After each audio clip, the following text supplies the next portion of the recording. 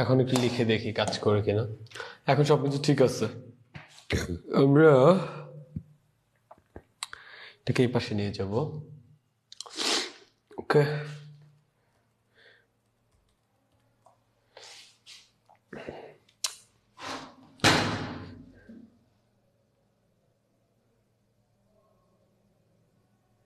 এই যে লেখাটা এখন আবার চলে যাচ্ছে।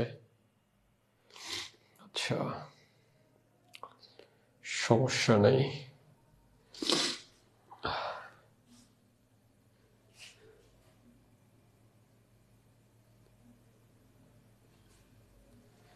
আমাকে জাস্ট 2টা মিনিট টাইম দাও, হ্যাঁ? এই নোট সফটওয়্যারটা প্রথম ইনস্টল করলাম তো, সো এটা একটু কাহিনী করতেছে।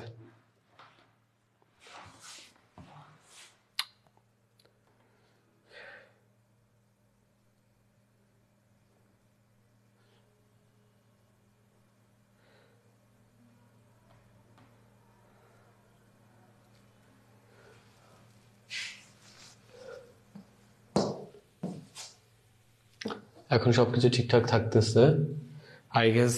এখন সবকিছু ঠিকঠাক হবে। Import file, quick access, I guess এখন ইনশাল্লাহ সবকিছু ঠিকঠাক হবে।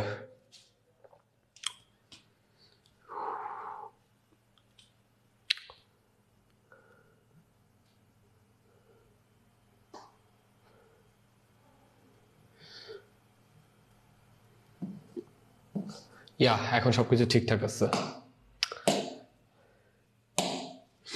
সো তোমাদের জন্য কিন্তু এটা একটা লার্নিং যে তোমরা নতুন কারিকুলামে তোমাদেরকে ডিজিটাল প্রযুক্তি এই সাবজেক্টটাতে টেকনোলজিতে অনেক অ্যাডভান্স করানোর চেষ্টা করানো হবে। ওখানে এরকম এই কম্পিউটার, এই বড় স্ক্রিন, এগুলো রিলেটেড নানান ধরনের ঝামেলায় তোমরা পড়বা ফোন ইউজ করতে গিয়ে, ল্যাপটপ ইউজ করতে গিয়ে।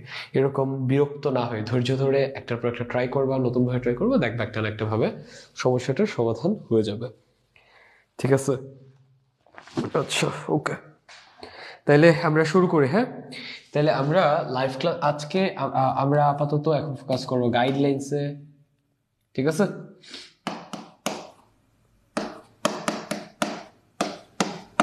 দুই, আমরা অবশ্যই এই চ্যাপ্টারের সমাধান দেখব। ওকে, আচ্ছা।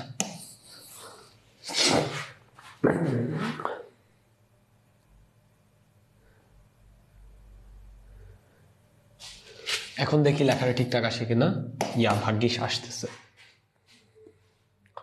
ওকে, তাহলে তোমরা এখন একটা একটা করে কমেন্ট করো, আমি পড়তেছি। আর নতুন একটা সফটওয়্যার ব্যবহার করলাম তো এই জন্য একটু ঝামেলা হয়েছে, ওইটার জন্য সরি। সাজিদ আল মামুন, ওয়ালাইকুম সালাম ভাইয়া। শরীফ হাসান, ওয়ালাইকুম সালাম ভাইয়া। নুসরত মিম, ওয়ালাইকুম সালাম ভাইয়া। শিথিল চৌধুরী, হাই। অলোক গুপ্ত, আদাব ভাইয়া। আচ্ছা, তোমাদের সমাজ যে সাবজেক্টটা, এটার এটাই তো, ওইটা হচ্ছে তোমাদের ওয়াজেদ ভাইয়ার ক্লাসগুলো কিন্তু অলরেডি ভাইয়া একবার রেকর্ড হয়েছিল। তোমাদের নাফিস ভাইয়া রেকর্ড করেছিল অ্যান্ড ড্রাফট বই থেকে করেছিল তো। সো ড্রাফট বই ওই সাবজেক্টটা অনেক বেশি চেঞ্জ হয়ে গেছে, তো এই জন্য ক্লাসগুলো তোমাদের জন্য ইররিলেভেন্ট হয়ে গেছে। সো ওয়াজেদ ভাইয়ের উপর অ্যাসাইন করা হয়েছে, সে ক্লাসগুলো নিবে, বাট সে হচ্ছে তার টার্ম ফাইনাল চলতেছে, সে পারতেছে না। তো আমি দেখি কালকে ক্লাসগুলো রেকর্ড করে দিয়ে দিব। আচ্ছা, আমাকে একটু জানাও তো, আমাকে কমেন্টে এখন একটু জানাও যে আমি যে তোমাদেরকে ক্লাসে বুঝাই, ডিজিটাল ট্যাগ বুঝাইলাম, তারপর জীবন জীবিকা বুঝাইলাম, ম্যাথ বুঝাইলাম, তোমরা বোঝো কিনা আমাকে একটু বলো তো, তোমাদের কাজে আসতেছে কিনা আমাকে জানাও। ওকে, কমেন্ট করা শুরু করো।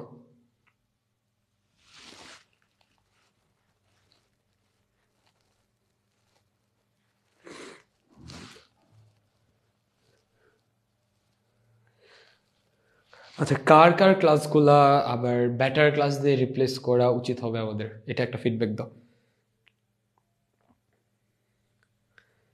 কার কার ক্লাসগুলা রিপ্লেস করা উচিত আমাদের?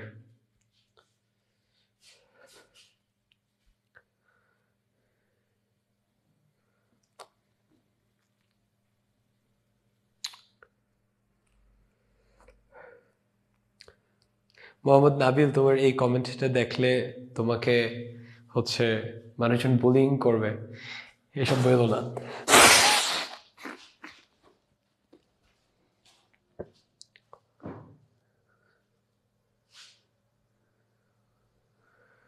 আচ্ছা, তোমাদের সমাজ ও সংস্কৃতি সম্ভবত সাবজেক্টটার নাম, ওইটার ক্লাস তোমরা চাও ওয়াজেদ ভাইয়ের বোতলে আমি নিয়ে নেই?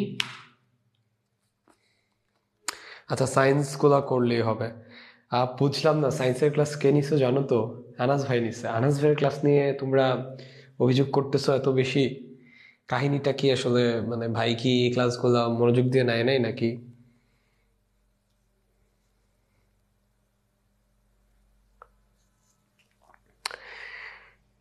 আচ্ছা, আনাস ভাইয়ের যে বিজ্ঞানের ক্লাসগুলো, এগুলোতে এক্স্যাক্টলি সমস্যাটা কোথায় আমাকে একটু বলতে পারবা?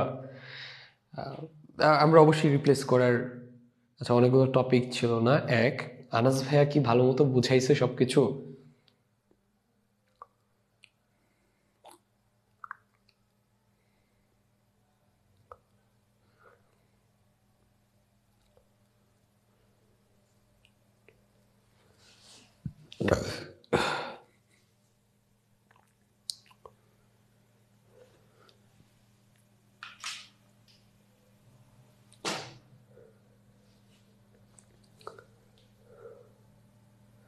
আচ্ছা, আনাস ভাই ডিটেলসে পড়ে না, বাট তোমাদের ডিটেলস দরকার। হ্যাঁ, ক্লাস 9-এ অ্যাকচুয়ালি ডিটেলসই দরকার।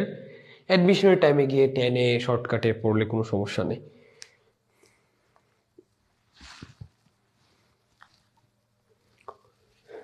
ও বাই দা ওয়ে, তোমরা নিশ্চয়ই ভাবতেছো যে ভাইয়া মানে এইদিকে তাকায় আছে আমাদের কমেন্ট পড়তেছে। এই যে আমি তোমাদের সব কমেন্ট এভরিথিং এখানে দেখতে পাচ্ছি, ক্লাস সহ এভরিথিং তোমরা কমেন্ট করতেছো নিচে সব দেখতে পাচ্ছি।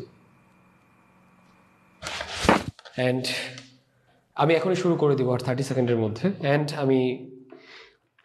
আমি যেহেতু আমি বাকিদের কথা জানি না, আমি যেহেতু তোমাদেরকে গ্রুপে পোস্টে বলেছি যে ডেইলি বেসিস রেগুলার বেসিসে কোর্সটা উন্নত হইতে থাকবে, তোমরা জাস্ট বিশ্বাস রাখো, কোর্স আসলে উন্নত হইতে থাকবে। ঠিক আছে? আচ্ছা, আরাফাত রহমান ভাই, আমি অ্যাকাউন্টে প্রবলেম হয়েছে, লগ ইন করতে পারতেছি না, তো ওদের অ্যাচ কোর্স পেজে একটা মেসেজ দাও, ডিটেলস লিখে ওরা সলভ করে দিবে। ভাই আমরা আনাজ ভাইয়ের ক্লাসে যে পড়াগুলো আছে সেগুলো এবার আর 8-এর বইয়ের সাথে রিলেটেড, আমরা ওই বইগুলো পাই নাই, বুঝি নেই। হ্যাঁ, আনাজ ভাইয়ের ক্লাসগুলো অনেক সুন্দর, ডিটেলসে পড়ায় না।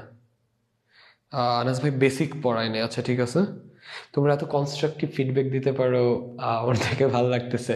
লাইক কনস্ট্রাকটিভ ফিডব্যাক কি একটা ক্লাসের ভালো সাইড কোনটা বলা, সাথে ডাউন সাইড কোনটা বলা, এটা। আরেকটা টাইপ কোনটা নন কনস্ট্রাকটিভ ফিডব্যাক, সেটা হচ্ছে ধর ওনার ক্লাস আজাইরা ফাউল। এটা থেকে কিন্তু কিছু বোঝা যাচ্ছে না অ্যাকচুয়ালি কোথায় ইমপ্রুভমেন্ট করা লাগবে।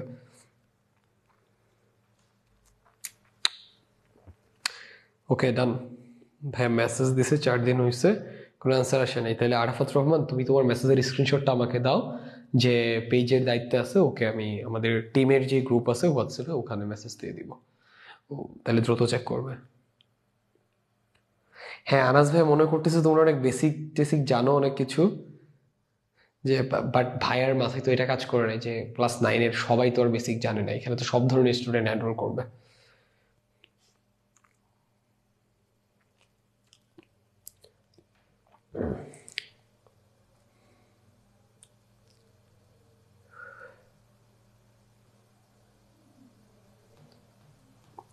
তাহলে আমরা আমাদের সমাধানে চলে যাই।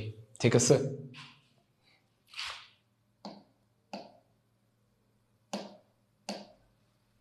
আচ্ছা, এই দিকে কোথাও দেখতে পেলে ভালো হইতো।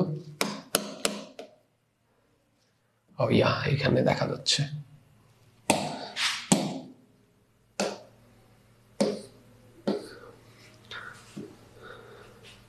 আচ্ছা, আমরা একটা টপিক ধরে ধরে আগাই।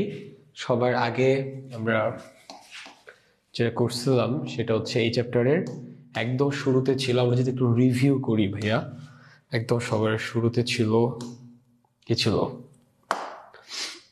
একদম সবার শুরুর যে টপিকটা ছিল সেটা হচ্ছে পারিবারিক আয় কিভাবে হয়, আর আমরা কেন ব্যয় করি, এগুলা নিয়ে।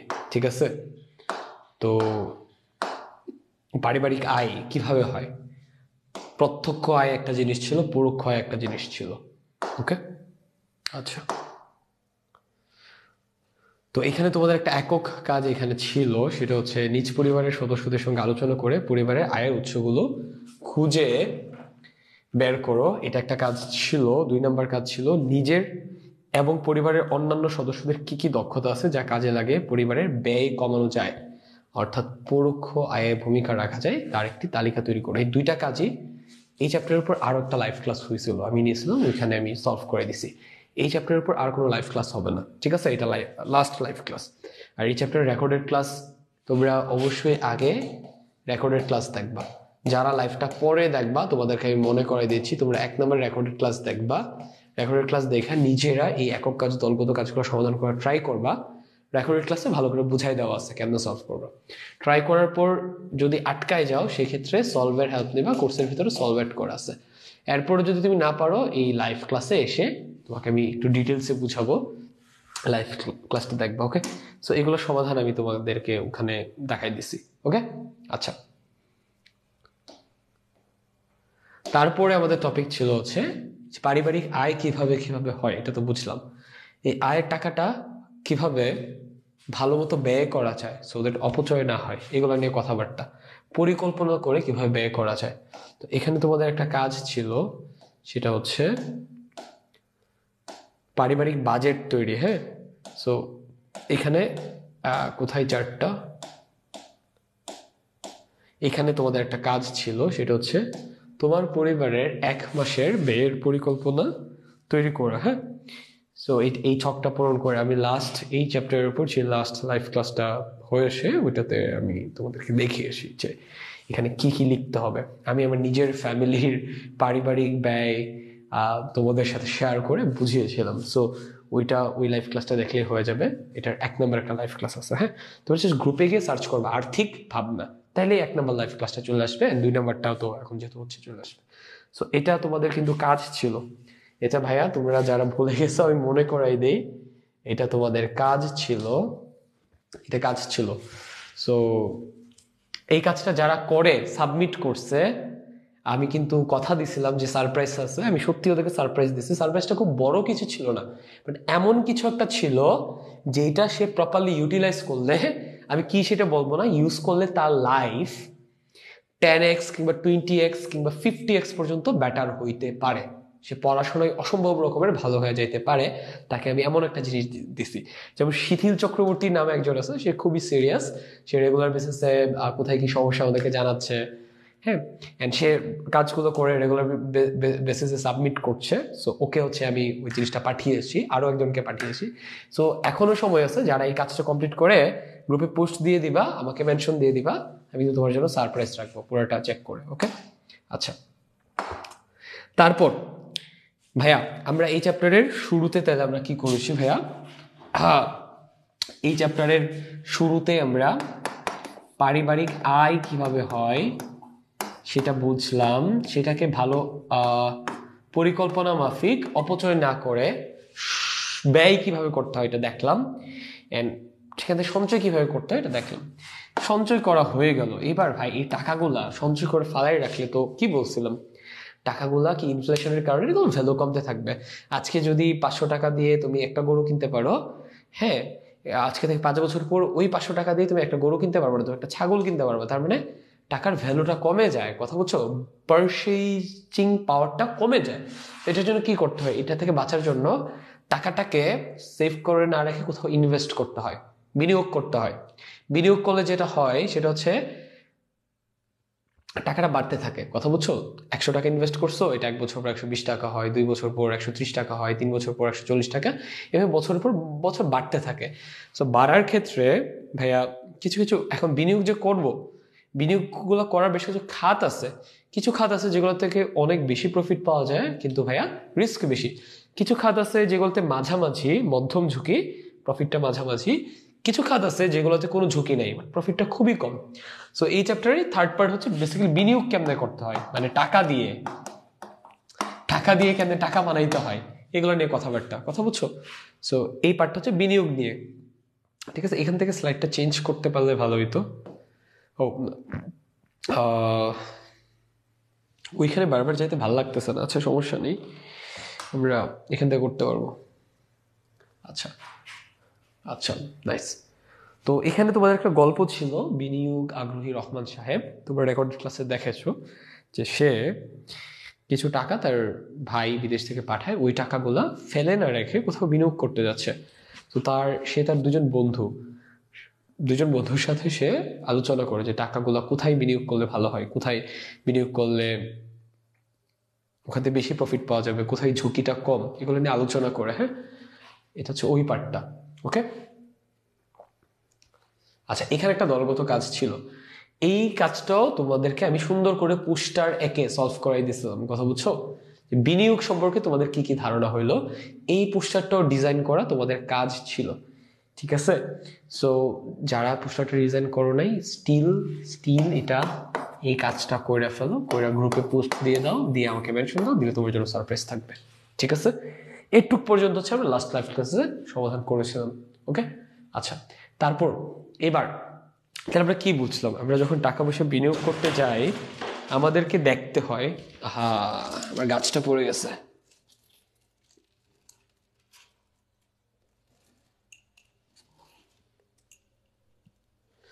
আমার রুমে খুবই সুন্দর দুইটা গাছ আছে, এই যে। তো এই দুইটা গাছ দেখলে মন এমনিতেই রিফ্রেশিং থাকে। আর আমার রুমে মাঝে মাঝে আমি যখন টায়ার্ড হয়ে যাই, হ্যাঁ, জাস্ট বডিকে এনার্জিং করার জন্য রুমে দুইটা ডাম্বেল রাখছি। এই ডাম্বেলগুলো অফিস থেকে নিয়ে আসছি, সো এগুলো বেশ কাজে দেয়। আচ্ছা হোয়াটএভার, আমরা যেখানে ছিলাম তো বিনিয়োগ যে করব, বিনিয়োগের অনেকগুলো খাত আছে, কোথাও ঝুঁকি বেশি, কোথাও কম, কোথাও মধ্যম। সো আমাদেরকে এখন এমন একটা কাজ দেবে, একটা কেস আমাদেরকে এক্সপ্লেন করে দিবে, দিয়ে বলবে ওই লোকটার কোথায় বিনিয়োগ করা বেটার হবে। ঠিক আছে, এখন আমরা ওইটা দেখবো।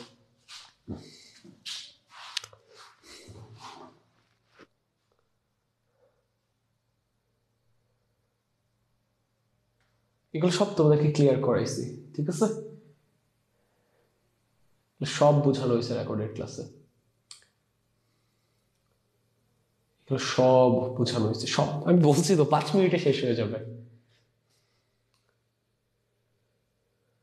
এটা ওই দিনের ক্লাসে শেষ করে দেওয়া যেত, বাট ওই দিন আমি আসলে খেয়াল করি নাই যে এটাতে এত কম কাজ।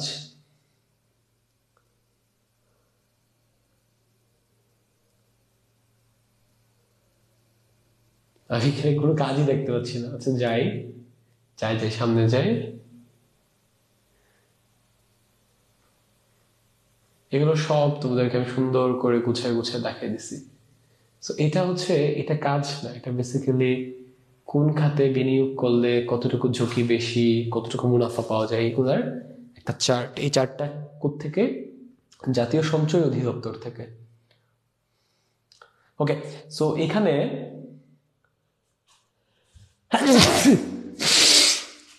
সরি, এই যে এখানে আমাদের বেশ কিছু কাজ আছে।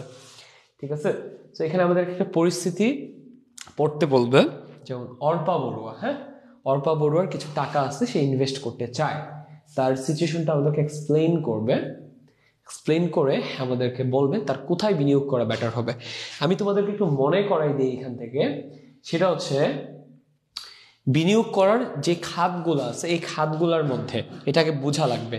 এই খাতগুলোর মধ্যে শেয়ার বাজার, কথা বুঝছো, এগুলো হচ্ছে শেয়ার বাজার কিংবা প্রাইভেট শেয়ার বাজার, তারপর হচ্ছে প্রাইভেট কোম্পানির শেয়ার, হ্যাঁ, তারপর হচ্ছে ব্যক্তি মালিকানাধীন কোনো কোম্পানিতে টাকা বিনিয়োগ করে। এইগুলোতে ভাইয়া প্রফিটটা, এই যে দেখো প্রাপ্ত মুনাফার পরিমাণ অনেক বেশি। কথা বুঝছো, খেয়াল করছো? তাহলে ভাইয়া কোনো প্রতিষ্ঠানের শেয়ার, সেটা হইতে পারে প্রাইভেট কোম্পানি, সেটা হতে পারে পাবলিক কোম্পানির শেয়ার, কিংবা কোনো একটা ব্যক্তি মালিকানাধীন প্রতিষ্ঠানে টাকা বিনিয়োগ করো। ফর এক্সাম্পল তোমার কোনো একটা বন্ধু একটা খামার দিল, সেই খামারে তুমি টাকা বিনিয়োগ করলে, এগুলোর ক্ষেত্রে ভাইয়া মুনাফাটা অনেক বেশি আসে। কিন্তু কিন্তু সমস্যা হচ্ছে এই কতটুকু বিনিয়োগ করে এটা দেখার দরকার নেই। ঠিক আছে, এটা খুব একটা ইম্পর্টেন্ট, কিন্তু সমস্যা হচ্ছে এইগুলোর ক্ষেত্রে ভাইয়া রিস্ক, লোকসান হওয়ার রিস্কটা অনেক বেশি। তাহলে এইগুলোর ক্ষেত্রে আমরা কোন ধরনের টাকা, ব্যাটারি ইজ লো, আমার ব্যাটারি ল্যাপটপটা চার্জে লাগাইতে হবে।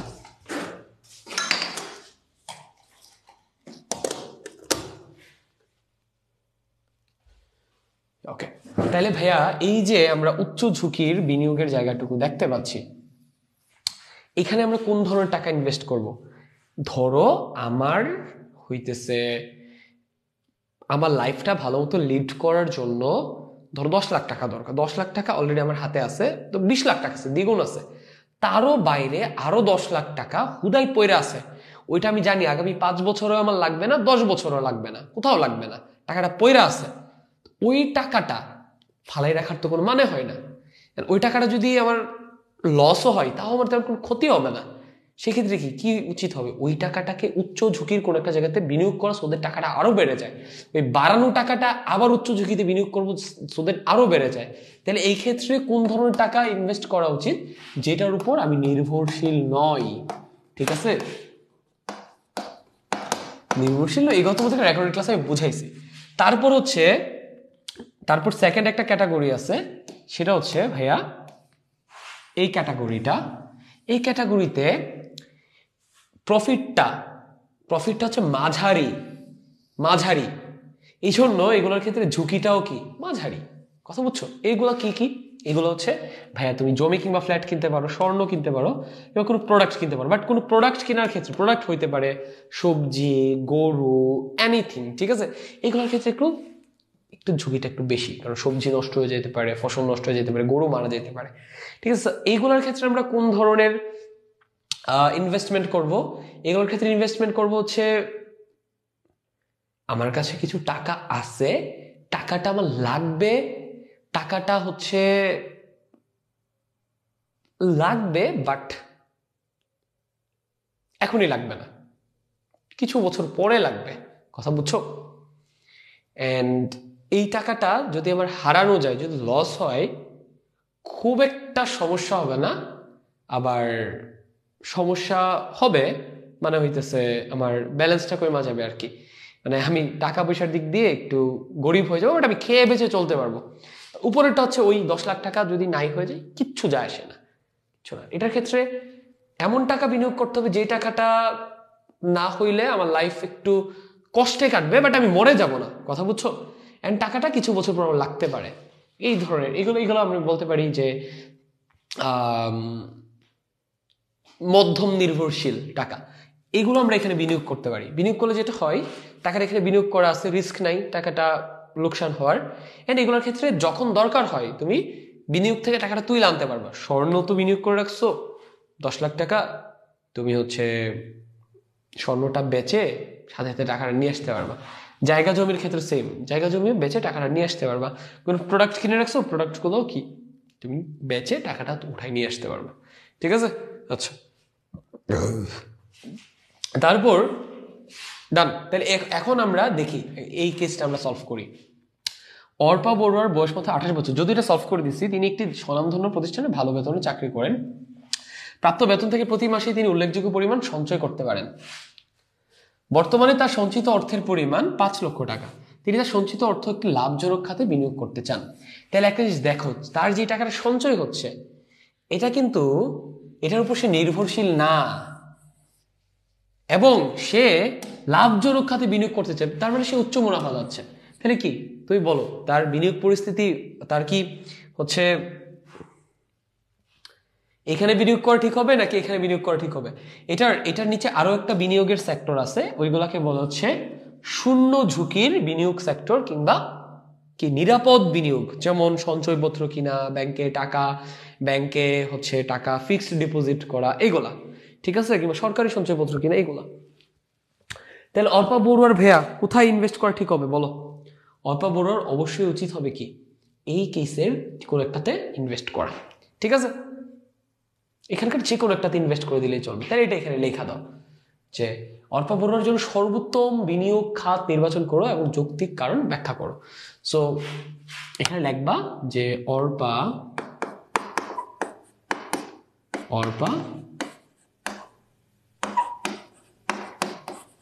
বড়ুয়ার জন্য সর্বোত্তম বিনিয়োগ খাত হচ্ছে দেখি, দেখো অল্প বড় টাকাটা কিন্তু আবার অতটাও বেশি না, কথা বলছো, অতটাও বেশি না, টাকা আছে, নির্ভরশীল না, টাকার পরিমাণটা অতটাও বেশি না, তাহলে কোথায় এখানে মোটামুটিতে দেওয়া বেটার হবে, ঝুঁকিটা মোটামুটি, তাহলে এখানে প্রাথমিক শেয়ার বা শেয়ার বাজারে, তাহলে এখানে কি দিব, ব্যক্তি শেয়ার বাজার দিতে পারো, ঠিক আছে, শেয়ার বাজার। খাত হচ্ছে শেয়ার বাজার। এবার কারণগুলা এখানে ব্যাখ্যা করো।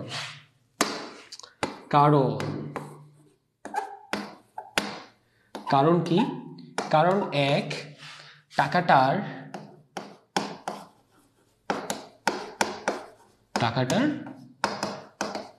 উপর সে নির্ভরশীল নয়, তার উচ্চ মুনাফা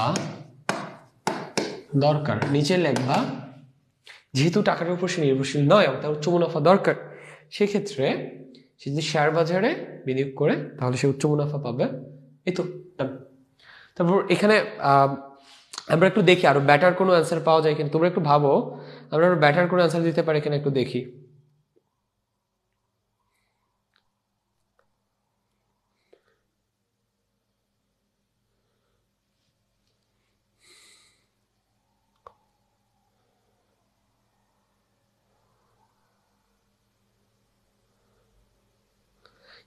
তার জন্য বেসিক্যালি শেয়ার বাজারটাই বেটার হবে, ঠিক আছে।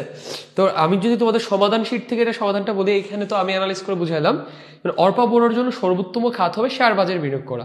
শেয়ার বাজারে বিনিয়োগের ক্ষেত্রে প্রাথমিক শেয়ার করতে পারে, কারণ অর্পা বোরার বয়স অনেক কম এবং তিনি একটি ভালো বেতনের চাকরি করেন, এক্ষেত্রে তিনি অধিক মুনাফার জন্য শেয়ার বাজারে বিনিয়োগ করতে পারেন। তবে এতে আর্থিক ক্ষতির সম্ভাবনা মোটামুটি, আর যেহেতু তার বয়স কম এবং ক্ষতি হলেও তিনি চলতে পারবেন, তাই অধিক মুনাফার জন্য নির্দিষ্ট লাভজনক প্রতিষ্ঠানে বিনিয়োগ করতে পারেন। কথাটা বুঝছো? অর্পা বোরার বয়স কম, টাকাটা খোয়া গেল সমস্যা নাই, সে বাঁচতে পারবে, ঠিক আছে। আচ্ছা ডান। আমরা এবার বিনিয়োগ পরিস্থিতি 2 দেখব, ঠিক আছে। তো দেখি কি বলছে। হাবিব সাহেবের 3 সন্তান, তিনি তার পারিবারিক আয় থেকে প্রতি মাসে কিছু টাকা সঞ্চয় করেন। কিছুদিন আগে তিনি তার অফিস থেকে 2 লক্ষ টাকা লভ্যাংশ প্রণোদনা বা প্রফিট বোনাস পেয়েছেন। তিনি জমানো 4 লক্ষ টাকা এবং প্রফিট বোনাসের 2 লক্ষ টাকা একত্রিত করে বিনিয়োগ করতে চান, যা থেকে আগামী 6 বছর পর তিনি 3 সন্তানের শিক্ষা খরচ অনায়াসে বহন করতে পারেন। এই টাকার উপর তিনি নির্ভরশীল না হলেও টাকাটা তার কাছে গুরুত্বপূর্ণ। পরেই বোঝা যাচ্ছে সে নির্ভরশীল না, বাট টাকাটা তার লাগবে। কথা বলছো, মানে টাকাটা একদম যদি নষ্ট হয়ে যায় সে মরে যাবে না, বাট টাকাটা তার দরকার আছে। তার মানে কি, সে ওই যে মধ্যম ঝুঁকির খাতগুলোতে বিনিয়োগ করবে। কথা বুঝছো? সো বুঝাই গেছো। তো আমি যদি তোমাদেরকে এটার সমাধানটা, কি হবে ভাইয়া?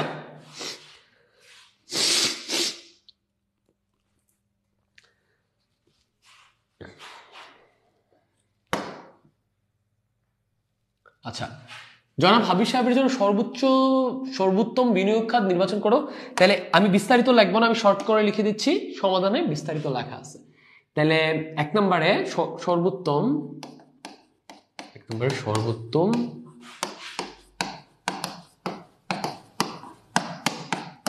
বিনিয়োগ খাত সে মাঝামাঝি। তাহলে আমরা মাঝখানের কিছু একটা এখানে ইনক্লুড করি, এখান থেকে কিছু একটা চুজ করব। কথা বুঝছো? তোমাদের সমাধান সেটা হচ্ছে ব্যাংকে দেওয়া আছে, ব্যাংকের সঞ্চয়পত্র কেনার ব্যাপারটা দেওয়া আছে। আচ্ছা, তোমাদের সমাধান শিটে সমাধানটা বেসিক্যালি অর্থনীতি পড়ে এমন একজনই অ্যাড করছে, বাট এটার চেয়ে আরো বেটার একটা অপশন হচ্ছে এখানকার স্বর্ণ কেনা। কেন স্বর্ণ কেনা আমি তোমাকে বলি, সেটা হচ্ছে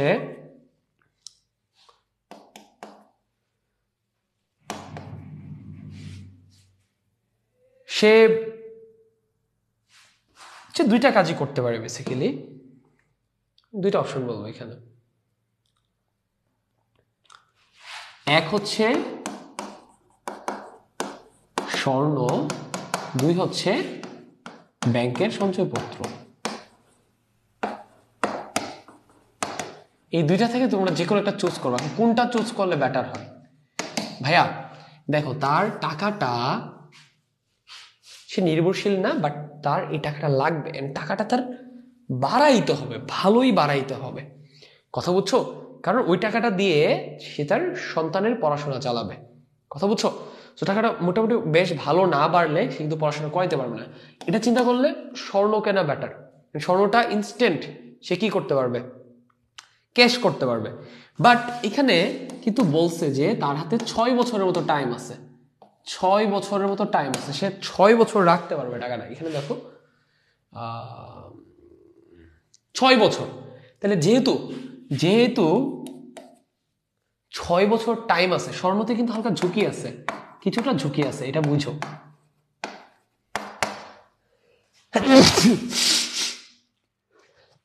টাকাটা কমার, স্বর্ণের দাম কিন্তু কমতে পারে। সো শুরুতে মনে হইতে পারে না স্বর্ণতে ইনভেস্ট করলে টাকাটা ভালোই বাড়বে 6 বছর, বাট এখানে কিন্তু ঝুঁকি আছে। বাট সে যদি ব্যাংকের সঞ্চয়পত্র কিনে তাহলে কিন্তু কোনো ঝুঁকি নাই, ঝুঁকি নাই, একদম শিওর ঝুঁকি নাই। এবং ভাইয়া এখানে কিন্তু শিওর মুনাফা হবে, টাকাটা বাড়বে। কথা বুঝছো? 6 বছর পর, যেহেতু 6 বছর সময় আছে, আমার যেহেতু টাকাটা তাড়াহুড়া করে তুইলা ফেলার কোনো দরকার নাই, তাহলে স্বর্ণ দরকার নাই। স্বর্ণ কখন আমি কিনবো? যখন আমি এমন কিছু টাকা ইনভেস্ট করতেছি যেটা আমার যে কোনো মোমেন্টে লাগতে পারে, তখন আমি স্বর্ণটা বেচে টাকাটা উঠে ফেলবো। ওর তো 6 বছর টাকাটা দরকার নাই। যেহেতু দরকার নাই, সবচেয়ে বেটার অপশন হচ্ছে ব্যাংকের সঞ্চয়পত্র। ঠিক আছে? এটাই তোমাদের সমাধান শিটে অ্যাড করা আছে। এন্ড এটা অর্থনীতির একজন স্টুডেন্টকে দিয়েই আমি করিয়েছি, সো অবভিয়াসলি আমি ওর আনসারটাই চুজ করব। ঠিক আছে? আমার মাথায় প্রথমে মনে হচ্ছিল স্বর্ণ কেনা উচিত হবে, বাট আমি পরে চিন্তা করে দেখলাম না, 6 বছর সে টাকাটা ব্যাংক দরকার নাই, তাহলে স্বর্ণ কেন কিনবে? স্বর্ণ তো দরকার হচ্ছে ইনস্ট্যান্ট, যদি আমি টাকাটা তুলতে চাই যে কোনো মুহূর্তে। ঠিক আছে? আচ্ছা, এর সপক্ষে যুক্তি তুমি এটা দিবা, যেহেতু তার হাবিব সাহেবের টাকাটা 6 বছর পর দরকার, এবং তার টাকাটা যদি কমে যায়, তার সন্তানের পড়াশোনা রিস্কে পড়তে পারে, সেক্ষেত্রে ঝুঁকিহীন একটা জায়গাতে ইনভেস্ট করা বেটার হবে। আর যেহেতু 6 বছর টাইম আছে, ব্যাংকের সঞ্চয়পত্র কেনা বেটার হবে। ঠিক আছে? সমাধান বইটাতে আরো বেটার ব্যাখ্যা দেওয়া আছে। ঠিক আছে? আমি তোমাদেরকে দেখাই না হয়।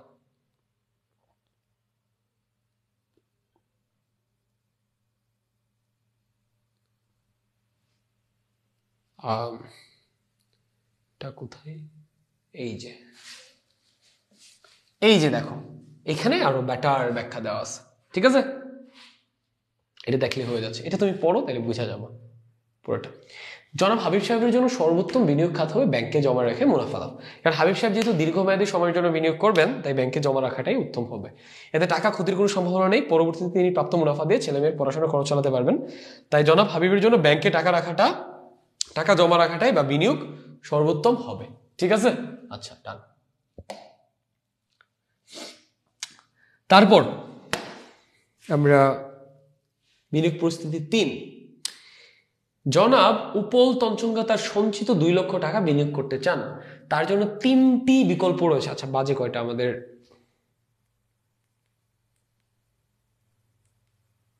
10:22 বাজে, তোমাদের 10:30 আবার আরেকটা লাইভ আছে।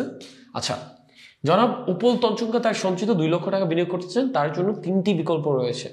একটা হচ্ছে ব্যাংকে মেয়াদি আমানত, এটার পর আমাদের শেষ। হ্যাঁ, এটার পর তেমন কোনো কাজ নাই।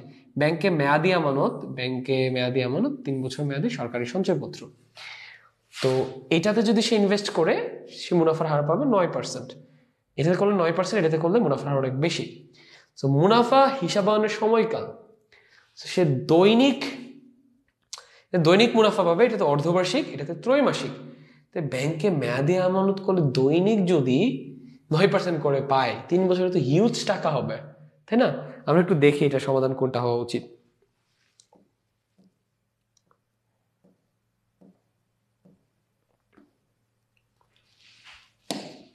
জনাব উপল তঞ্চঙ্গা তার সঞ্চিত 2 লক্ষ টাকা বিনিয়োগ করতে চাইলে 3 নং অর্থাৎ 9.25% হারে ত্রৈমাত্রিক মুনাফা ত্রৈমাসিক হবে। তো জনাব উপলজন সর্বোত্তম হলো 3 নং অর্থাৎ। আচ্ছা এটা বেসিক্যালি একটু কনফিউজিং হয়ে গেল, আমরা একটু হিসাবটা করে দেখি। 3 বছর মেয়াদী সরকারি সঞ্চয়পত্র, এটাতে মুনাফা হিসাবায়নের সময়কাল হচ্ছে ত্রৈমাসিক, 3 মাস, 3 বছর। আর ব্যাংকে মেয়াদি আমানত, এটাতে মুনাফা হিসাব দৈনিক মুনাফা হিসাব করবে, দৈনিক। তাহলে অবভিয়াসলি এটা বেটার হবে দৈনিক 9%। Why not? এটা না মানে টিচাররা তো এতটাও বোকা না যে হইতেছে এখানে 9% দিচ্ছে, 9% দিচ্ছে, 9.25% দিচ্ছে, স্টুডেন্টরা তো ডিরেক্ট এটা চুজ করবে, এটা পার্সেন্টেজ বেশি। পার্সেন্টেজ বেশি হইলে কি হবে ভাই, এটা 3 মাসে 9 তুমি 100 টাকা জমা রাখলা, 3 মাস পর তোমার টাকাটা 109.25 হবে। আর এখানে রাখলে একদিন পরে 109 টাকা হবে। অবভিয়াসলি আমি এটা চুজ করবো, ঠিক আছে? আচ্ছা ডান, আমরা পরের সিচুয়েশনটা একটু দেখি।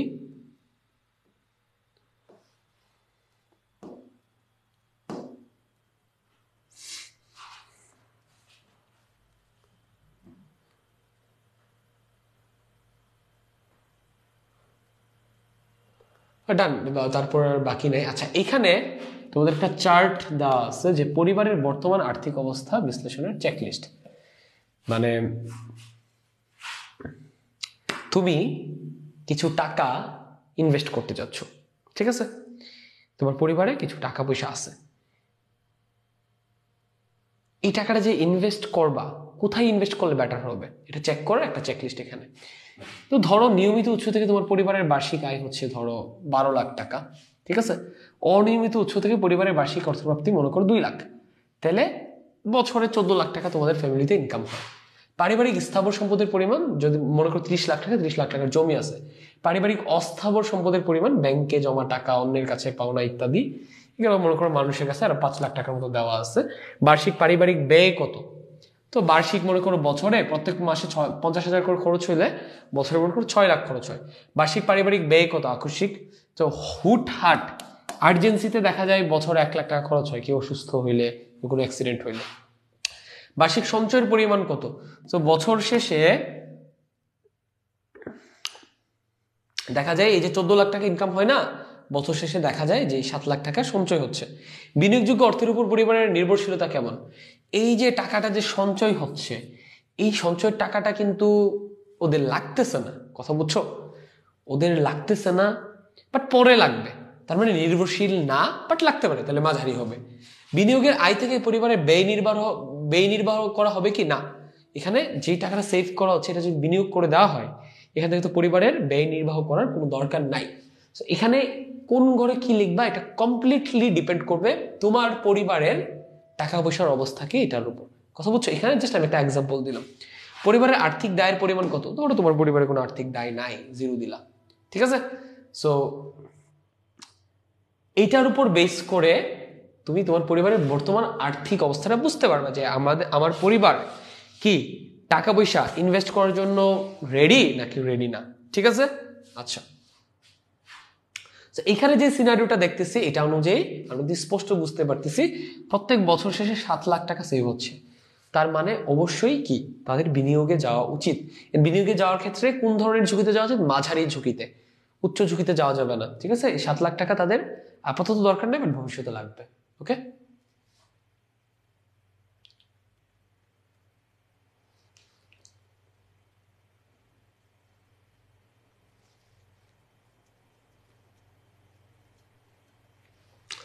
এখানে তুমি হচ্ছে ডিসিশন নিলা যে আমরা টাকা পয়সা বিনিয়োগ করব। হ্যাঁ, বিনিয়োগ করার পর বিনিয়োগটা তুমি মনে করো হচ্ছে কোনো একটা বিজনেসে বিনিয়োগ করলা। বিনিয়োগ করার পর তোমাকে অ্যাসেস করতে হবে না যে বিনিয়োগটা প্রপার হয়েছে কিনা, ওখান থেকে টাকা পয়সা আসতেছে কিনা, ওইটা অ্যাসেস করার চার্ট হচ্ছে এটা, ঠিক আছে? তো বিনিয়োগ থেকে প্রাপ্ত মুনাফা, তো এটা এখানে তোমরা কি কি লিখতে পারো আমি তোমাদেরকে সমাধান শীটটা থেকে দেখাই দেই। আমাদের লাইভ ক্লাসের আরো একটা পারপাস হচ্ছে তোমাদেরকে বেসিক্যালি সমাধানগুলো সমাধান শীট থেকে খুলে দেখানো, আর সমাধান শীটে কোথাও ঝামেলা থাকলে এটা কারেকশন করে দেওয়া। ঠিক আছে, এটা আমি কারেকশন কি করে দিচ্ছি, এটা আমি বাদ দিচ্ছি। এটার কারেকশন হবে হচ্ছে কি, প্রথম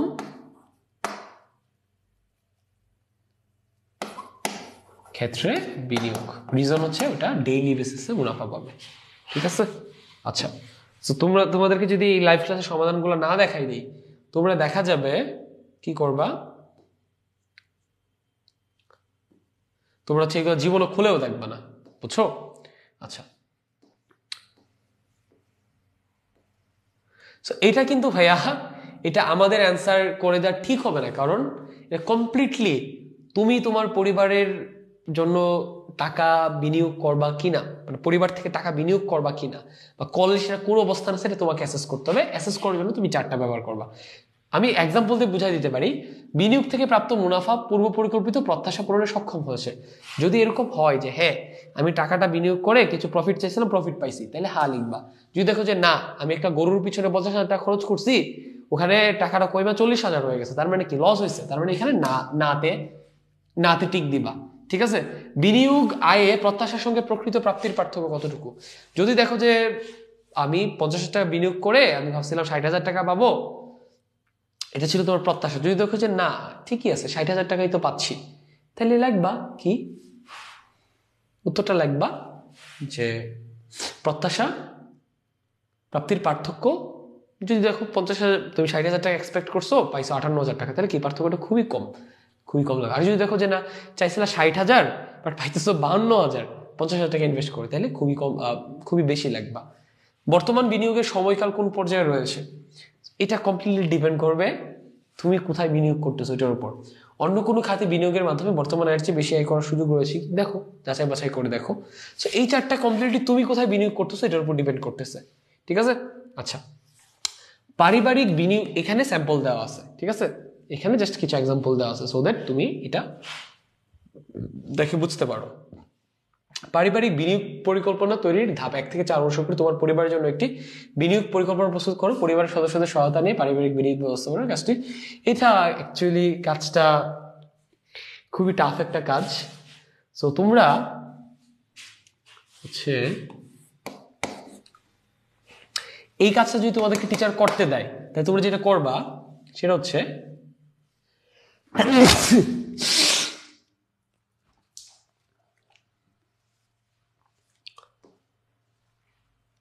কোথায় কিছুক্ষণ আগে আমি একটা চার্ট ফিল আপ করছিলাম না, কোথায়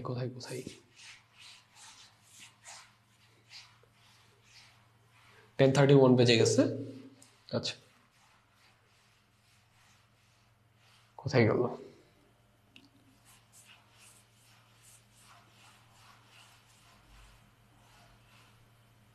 এই যে এটা এখানে আরো একটা স্যাম্পল দেওয়া আছে। এই চার্টটা ফিল আপ করে ওই একক কাজের জায়গাতে দিয়ে দিবা, টিচার যদি চাই তাইলেই হবে। ঠিক আছে, আচ্ছা। তারপরে এই চ্যাপ্টারে আর কোনো কাজ বাকি নাই। এই চার্টগুলো তো বললাম, সমাধান শিটে কিছু সমাধান দেওয়া আছে, ওখান থেকে আইডিয়া নিয়ে তোমরা নিজেরা করে ফেলবা। ওকে, এখানে একটা একক কাজ ডান। তো এই যে দেখো এখানে সমাধানটা সুন্দর করে দেওয়া আছে, এই একক কাজের সমাধানটা। ঠিক আছে, তো এটা দেখলে তোমার হয়ে যাবে। পরিবারের বর্তমান আর্থিক অবস্থাটা দেখবা, দেন বিনিয়োগের লক্ষ্যটা কি, উদ্দেশ্যটা কি, বেশি মুনাফা যাচ্ছে নাকি কম মুনাফা যাচ্ছে। ঠিক আছে, বিনিয়োগের গ্রহণযোগ্য ঝুঁকি মাত্রা, তোমার ফ্যামিলি কি উচ্চ ঝুঁকি নিতে পারবে নাকি মধ্যম ঝুঁকি নিতে পারবে নাকি নিম্ন ঝুঁকি নিতে পারবে। তারপর এই 3টার উপর, প্রথম 3টা জিনিসের উপর বেস করে ভাইয়া তোমরা কি করবা, কোথায় বিনিয়োগ করবা এটা ঠিক করবা। ঠিক আছে, আচ্ছা এক্সাম্পল দেওয়া আছে। পারিবারিক এইগুলো জাস্ট তুমি পড়লেই বুঝবা, এটা এরকম আহামরি কিছু না। অ্যাকচুয়ালি আমি তো প্রথমেই বলছি রেকর্ডেড ক্লাস দেখলে এখানে বোঝানোর কিছু নাই। তো সমূল্যায়ন এই জিনিসপত্রগুলো রেকর্ডেড ক্লাসে এখানে কি লিখবা তোমাদেরকে দেখানো ছিল, তোমরা রেকর্ডেড ক্লাস থেকে দেখে নিও। এই অধ্যায়ে আমরা কি কি শিখেছি তোমরা এখানে দেখতে পাচ্ছ, এই যে এই অধ্যায়ে আমরা কি কি শিখেছি, এই যে এই জিনিসগুলো শিখেছি আমরা। কোথায় গেল, একদম ইয়েতে চলে আসছে,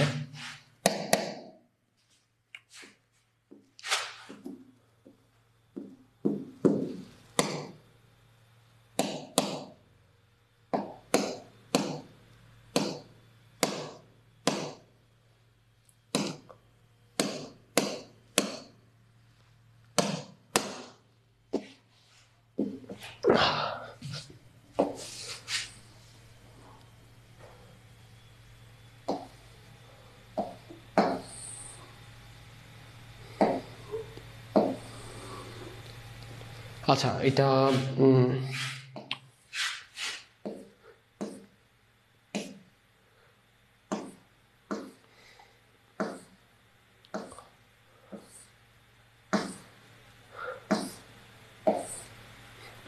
আমরা এখানেই তো ছিলাম না?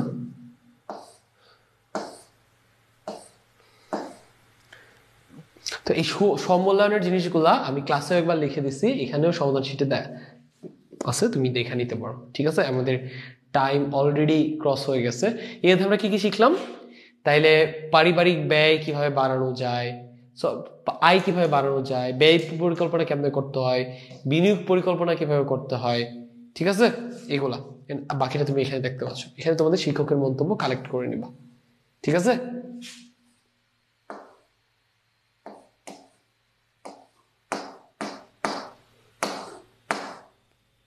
ওকে ডান।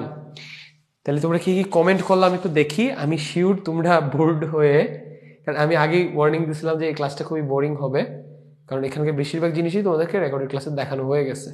সমাধান সেটা, তাহলে একটা সমাধান কিন্তু আমি কারেক্ট করছি, হ্যাঁ ওইটা তোমরা কারেক্ট করে নিও। আমি দেখি তোমরা কি কি কমেন্ট করলা না করলা। বাহ, তোমরা 14 জন এখনো স্টিল বসে ক্লাসটা দেখতেছো, দেখে খুবই ভালো লাগলো। আচ্ছা, কে জানি বললো যে ভাই 10 মিনিট বইলে 1 ঘন্টা হয়ে গেল। তো আমরা কিন্তু অ্যাকচুয়ালি পড়ছি মোটামুটি 15 থেকে 20 মিনিটই, 10 মিনিটের কাছাকাছি। বাকি টাইমটা কিন্তু আমরা অন্যান্য জিনিস নিয়ে কথা বলছি। পরের ক্লাস 10:30-এ, আমরা একটু পরে শুরু করি। পরের ক্লাসটা 11টায় শুরু করি, ওইটা দ্রুত শেষ করে দিব না, হ্যাঁ 20-25 মিনিটের মধ্যে শেষ করে দিব না। শিথিল চক্রবর্তী, ভাইয়া তুমি একটা সমস্যা যদি একবার অলরেডি জানো, আমি যদি বলে থাকি যে হ্যাঁ ভাইয়া আমি প্রবলেমটা দেখব, তার মানে তুমি যদি আমাকে এটা আরো 10 বার, 100 বার, 50 বার, 60 বার, 1000 বার বলতে থাকো, জিনিসটা ভাইয়া দৃষ্টিকটু না? তুমি তো কমেন্টে যে প্রবলেমটার কথা বললা, এটা আমাকে মেসেঞ্জারে একবার জানাইছো, ইনবক্সে, হোয়াটসঅ্যাপে একবার জানাইছো, হ্যাঁ গ্রুপের পোস্টের কমেন্ট একবার জানাইছো, এখানে লাইভের কমেন্ট একবার জানাচ্ছ। আমি কি তোমাকে বলছি যে আমি প্রবলেমটা দেখি নাই? তোমাকে একবার তো বলছি যে প্রবলেমটা আমি সলভ করবো, তাই না? এটা কিন্তু ভাই খুবই দৃষ্টিকটু একটা ব্যাপার।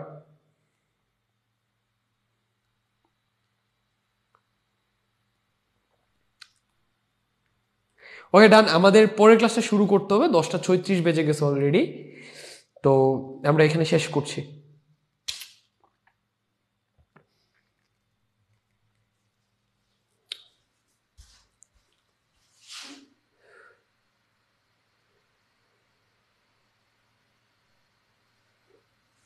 আচ্ছা, হিস্ট্রি ভাইয়া অ্যাড হয়ে যাবে, হ্যাঁ হিস্ট্রি ক্লাস যেহেতু ওয়াজেদ নিজে নিতে পারতেছে না, আমি রেকর্ড করে কালকে দেখি রেকর্ড করা যায় কিনা, কালকে রেকর্ড করে অ্যাড করে দিব।